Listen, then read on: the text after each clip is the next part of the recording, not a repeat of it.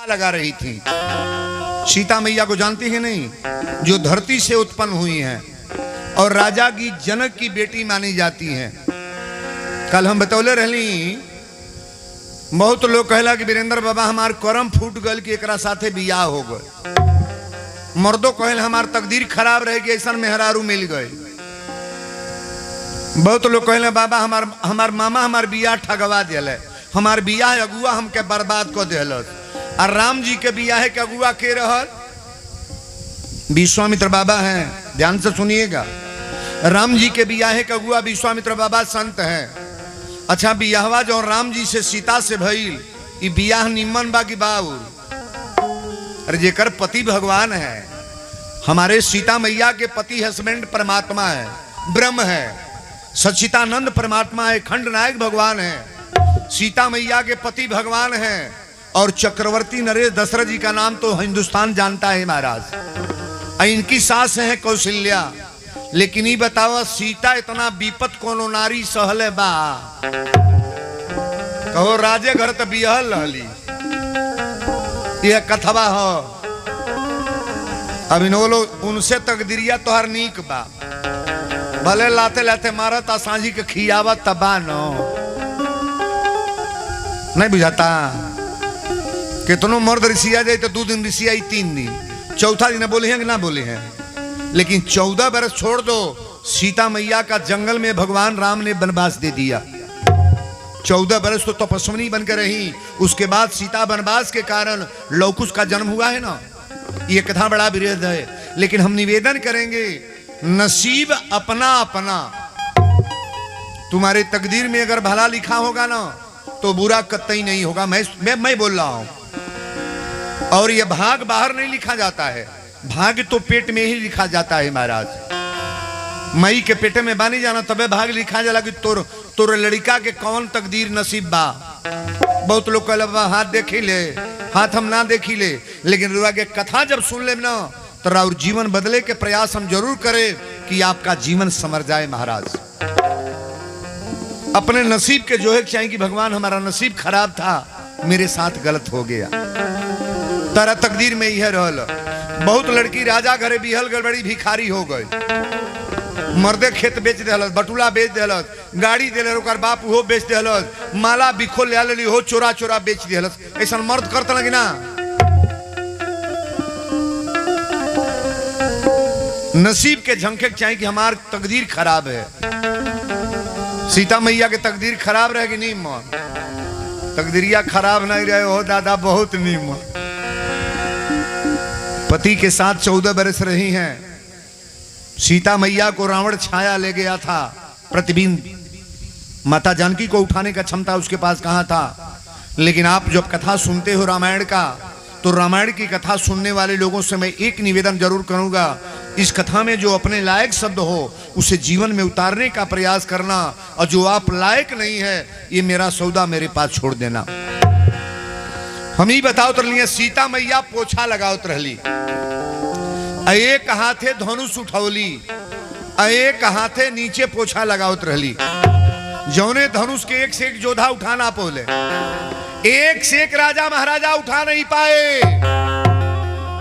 इस धनुष को माता जानकी ने एक हाथ उठाई और एक हाथ से पोछा लगाई। थोड़ा ताली बजाओ भैया रे। सीता पृथ्वी की बेटी हैं। राजा जनक जी जब अपने आंख से देखे कि मेरी बेटी एक हाथ उठाई और एक हाथ पोछा लगा रही है, तो राजा जनक ने उस दिन प्रतिज्ञा रख लिया कि अभी इसी धनुष पर प्रतिज्ञा रहेगा, जो धनुष को तोड़ेगा मेरी सीता की शादी उसी पुरुष से होगा। ताली बजा लो भैया रे। एक बात और गौर करना, ये जो धनुष है ना, ये अभिमान का प्रतीक है, अभिमान का प्रतीक धनुष है। और सीता भक्ति है। पढ़े लिखे जो मास्टर बैच के लोग शिक्षित हैं, शब्द को समझने का प्रयास करना। सीता भक्ति है और धनुष अभिमान का प्रतीक है। जब अभिमान टूटेगा, अभिमान को छोड़ोगे, अभिमान तोड़ोगे, तो आपको भक्ति प्राप्त होगी। और ऐसा कतई करना चाहिए कि अपने घमंड को अपने पास कतई न रखो। ताली बजा लो बढ़िया। बाबा लिखे हैं कि क्रोधी असम कामी हरि कथा ऊसर बीज बये फल जता। क्रोधी आदमी भगवान की कथा में बैठेगा लेकिन कथा उसके पल्ले पड़ेगी नहीं। क्रोधी आदमी कभी कथा सुन नहीं पाएगा महाराज। कामी आदमी भगवान की कथा में आएगा लेकिन भगवान की कथा उसके पल्ले पड़ने वाली नहीं है। अच्छा, ऊसर खेत में बिया डारत जामी, धान के बिया गिरता न तन ऊसरे खेत में डार देखा जामत है को बिया आ जम्बो करी है तो रोपई है वही में सुनुक जाई। तुलसी बाबा लिखल में तो बोलता नहीं हम हई महिला लोग काहे ने बैठा तड़ू हो तू लो ए बाबू तने हेलो हटाई बहने आगे आ जा लो है हेलो को बोलन तने हेने आवे लो। ई मर्दन में का करे तो लोग अंदर आ गई लोग हेने आ जा आगे अगवा भेजी अगवा जगह बा। हाँ तो जब मानी लोग तुम ना कहो माने लू जा के बात माने लू लोग हेने आगे आव। अरे बबिया के आ गया नहीं उठ के लू लोगन हो अगम आवन है जो कहीं मट बिछावल बागवा हे पर चल जाओ बगली पड़े पड़े आव आगे आगे आव कैसन बहिर हो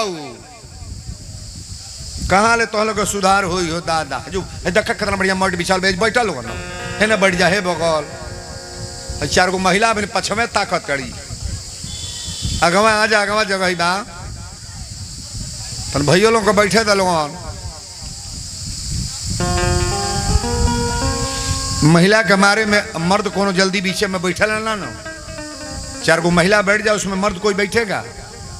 ये पुरुष का सीट है कमरा के इधर पुरुष बैठेंगे और कथा बड़ा जोरदार है ध्यान से सुनो। लक्ष्मण जी राम जी से कहले कि प्रभु ई धनुष यज्ञ जो रखल बा चल के हम लोग के देखल जा कि धनुष यज्ञ का कार्यक्रम कैसा हो रहा है। आज आपको धनुष यज्ञ में हम ले चल रहे हैं और यहाँ जितने लोग आए हैं धनुष तो हमारे भगवान तोड़ेंगे लेकिन हम सभी लोग आज घराती बनेंगे कि बाराती। अच्छा तब बाराती बनने में मजा बा कि घराती। सीता मैया के भाई बनेंगे कि का अयोध्या वाले बनेंगे। अयोध्या वाला मत बनो फायदा कभी लड़की वाला बनना चाहिए महाराज। बेटी का भाई बनो बेटी का पिता बनो बेटी का मौसा मामा बनो आनंद तो उसमें है महाराज। आज भी भगवान का विवाह जब हुआ मिथिला में ना हम कितना बड़न बोलिए नहीं बच्चों को भाई कोई है कमेटी के डांटने वाले समूह को ये लड़का ले आल बा लड़का गौन ले को ले आल बानी अपन अपन लड़का बैठा वालों पहले बोलने दो कथा अब हमको। अभी तो भिड़िया नहीं होता वीरेंद्र की कथा में 1-1 लाख 50,000 अभी कथा हमारी हुई है सीमान में ना 50,000 पब्लिक बैठती थी। एक रात 2 से इतना पंडाल बनल है। गर्मी का मौसम ने थोड़ा फेल हो जा रहे हैं। हाँ यहाँ कहीं खड़ा होने के जगह बगीचा में कथा हो ही नहीं पाती अगर जाड़े का मौसम रहता तो। लेकिन कथा को सुनो कि मैं क्या बोल रहा हूं। लड़की वाले बनने में मजा है। हम लोग सभी लोग जनकपुर से रहे हम तो निवेदन करेंगे हम तो सीता का भाई बनेंगे महाराज। आनंद है कि नहीं है? नहीं है। आखिर राम जी का भाई बनल जाए हम लोग जनकपुर वाले बनकर के प्रेम से कथा को सुना जाए और बड़ा भावना के साथ कथा है। लक्ष्मण जी कहें कि प्रभु चल के देखा जाए कि किसको किसको इज्जत मिलता है किसको सम्मान मिलता है कि कौन धनुष तोड़ता है। ये मानस की चौपाई में बोल रहा हूं।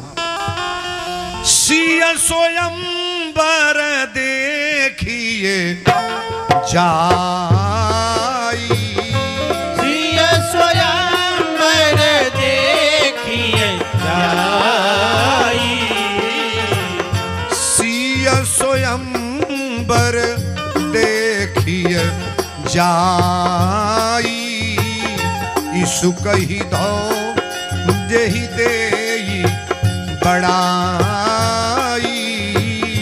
राम सिया राम जय जय राम राम राम सिया राम जय जय राम। रंग भूमि आए दो भाई रंग भूमि आए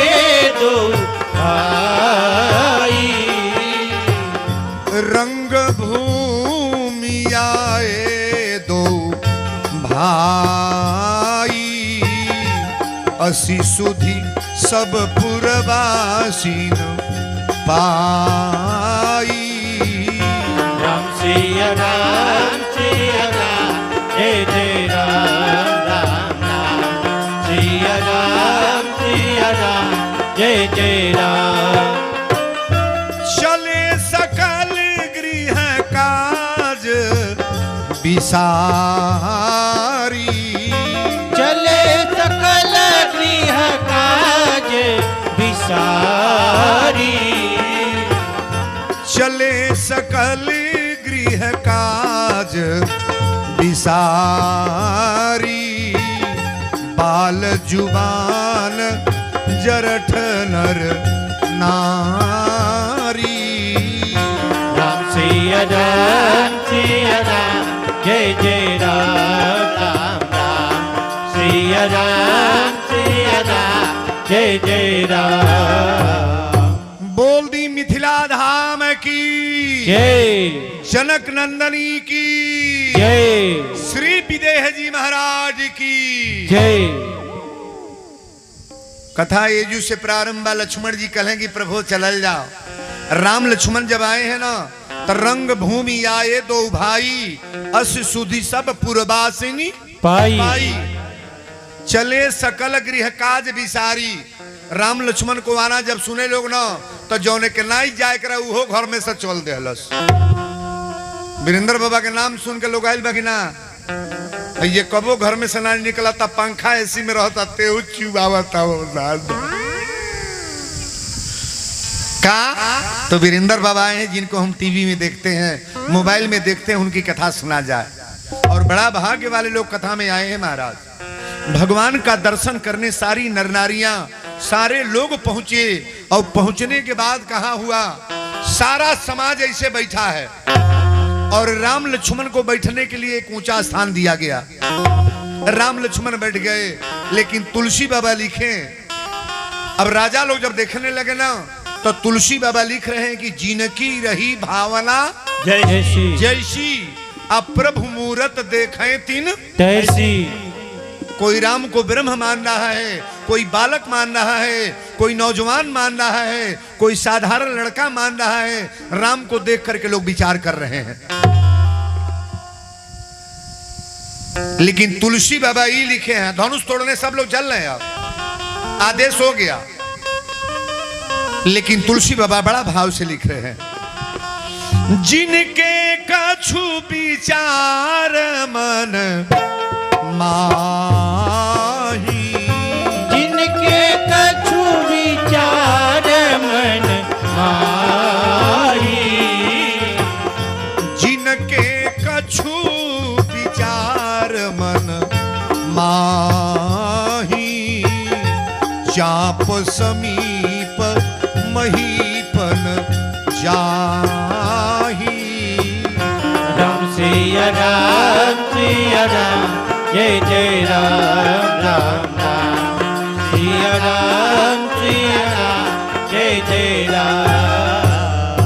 जिनके कछु विचार मन माही, जो आचरण वाले हैं, इज्जतदार हैं, समझदार हैं, वो सोच कर ही रह जाते हैं। धनुष के पास कोई नहीं गया महाराज। धनुषवा तो तूरे हुए जाता ना जो ना को खमज जागल बा। कौनो जाता तो कहता हम फला देश के राजा ही, ताली ठोक के जाता। आज 5 बेर सोरो दंड बना के टप दे जाके धनुष के छुआता। तो धनुष तुरल तो दूर बा, धनुष हिलतो ना बा, मुड़ी गाड़ी के चल आवता। एगो गोइल, दूगो गोइल, और जौन ना जा सो तुरे ना, एगो तोड़ने गया तो कहा हे दुर्गा माई हमसे तो नहीं है टूटल, जौन आवता वो सो न टूटे। तो वो कहे हे भगवती माई, काली माई हमसे तो नहीं है टूटल, एहू से न टूटे। तो वो आवे तो कहे हे बरम बाबा हमसे तो नहीं है टूटता हिलाता, एहू से न टूटे। ये सबके आशीर्वाद देता ना छोजी। सगरी राजा कहले वो कार कल जा, सब जने मिल के तुरल जा। तुलसी बाबा लिखले बने की भूप सहस दस एक ही 12 लागे उठावन टरई न तारा। 10,000 राजा एक बेर तुरत न ताकब है। जरा जंगरा के था नहीं बा पोखर भिंडा में खूबे उगत होई। हमरे सामने के हमरे हमरे हमसे से बतिया दी हैं और सबसे पहले वह ठोकाल है। दादागिरी काम करने का प्रयास न करना।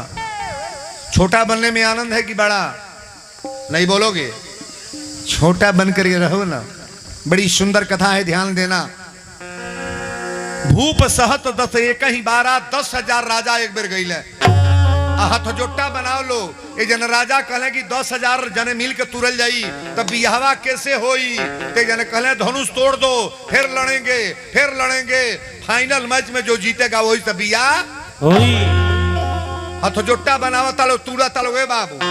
ये जनी कहले जब हम बोलब 1 2 3 तड़ द तुर दी हलो। हाँ तो ये बाबू जोड़ मरले वालो 10,000 राजा। अब बोलने जने 1 2 3 तो तलाक दे आवाज आई। ये जने कहले धनुष टूट गई। कहलस कि धनुष सुनाई टूटल हमार बाई दू टुका हो गई। भैया को टूट गो। धनुष तोड़ने वाला कोई राजा है? ब्रह्म के सामने कोई राजा धनुष तोड़ पाएगा?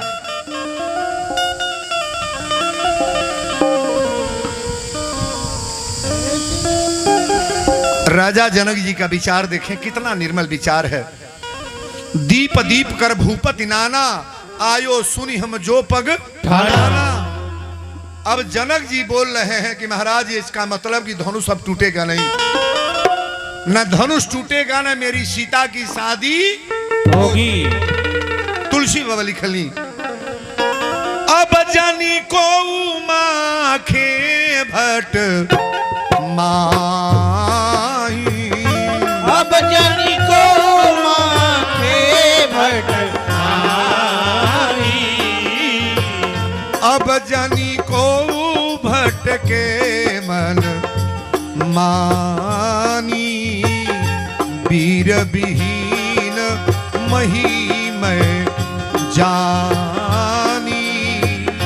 राम सिया राम सिया राम, जय जय राम राम राम। सिया राम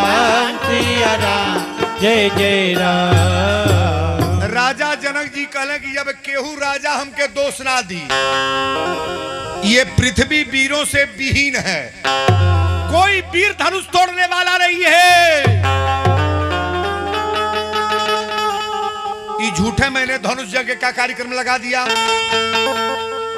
लेकिन राजा जनक जी एगो बात ही बोलले, तजऊ आस निज निज गृह जाऊ, आ लिखा न विधि देहि विवाहु। हमरा सीता के विवाह विधाता लिखल ही नहीं है ना। मेरी बेटी सीता का शादी नहीं होगा, विधाता ने लिखा ही नहीं है। राजा जनक जी कहले आखिरी बात मैं बोल दूं, चाहे लोग रहेंगे चाहे चले जाएं। अच्छा एक बात बताइएगा, राजा जनक जी कभी घमंडी भाषा बोले हैं? एक बार बोले हैं। कब? धनुष यज्ञ में धनुष जब कोई नहीं तोड़ा तो राजा जनक जी अपनी मुंह से कह रहे हैं, ध्यान से सुनेंगे। आए दीप दीप के भूप जनों, हम किसे कहें बलशाली है।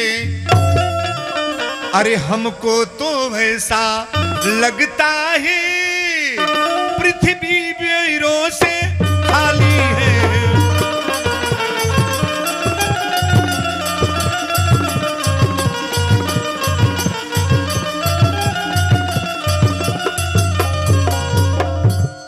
दीप दीप के भूप जनों, हम किसे कहें बलशाली हैं, हमको तो ऐसा लगता है पृथ्वी वीरों से खाली है।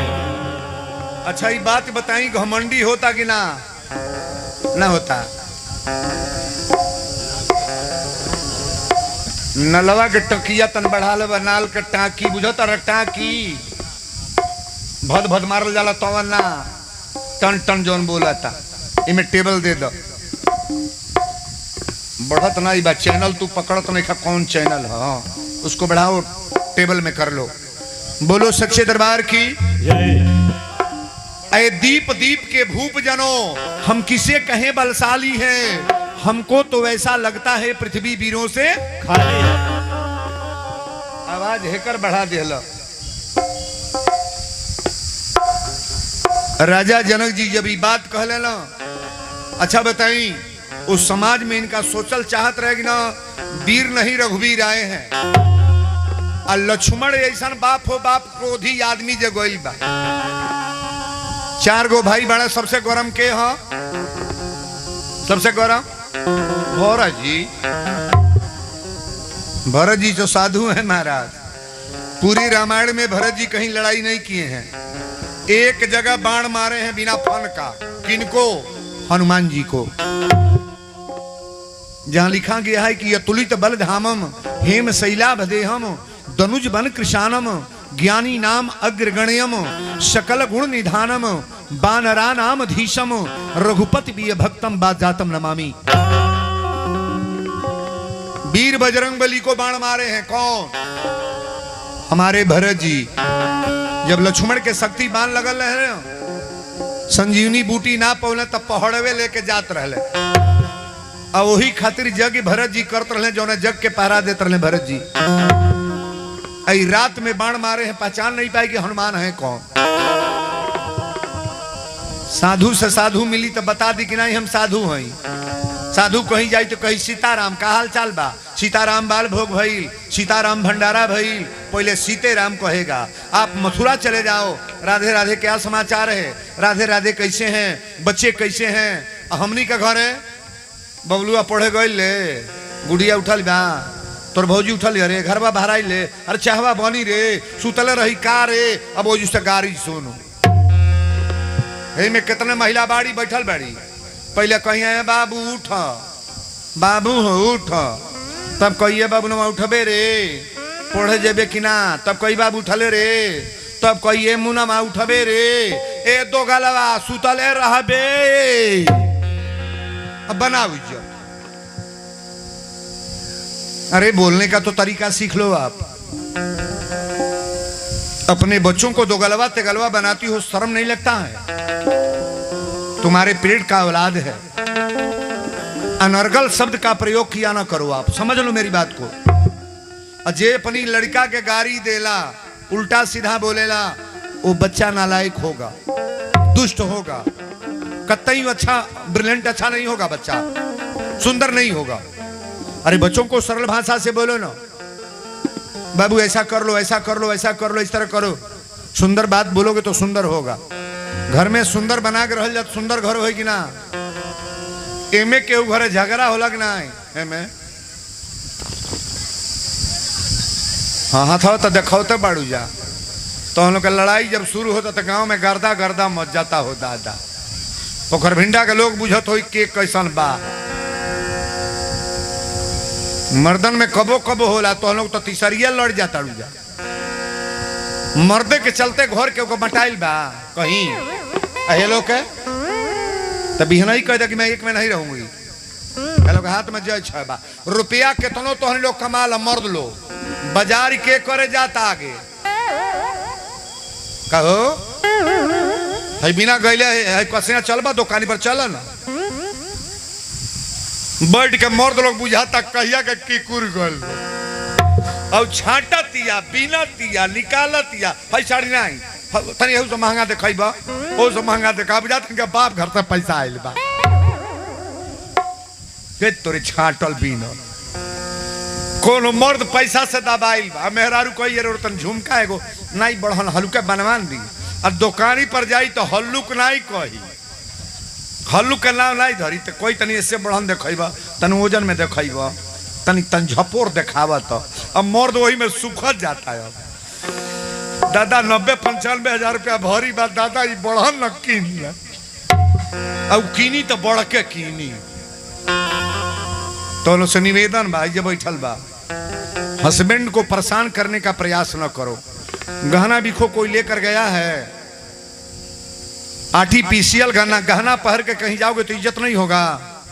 इज्जतदार मेहरारू बाबू कह दी करो हमके गहना ना चाहिए, बाजार में बिका था हम रोल गोल का पहिर ले, अथी का पहिर ले, 1 घंटा इज्जत बनाओगे बना दे, और परेशान मत होखी।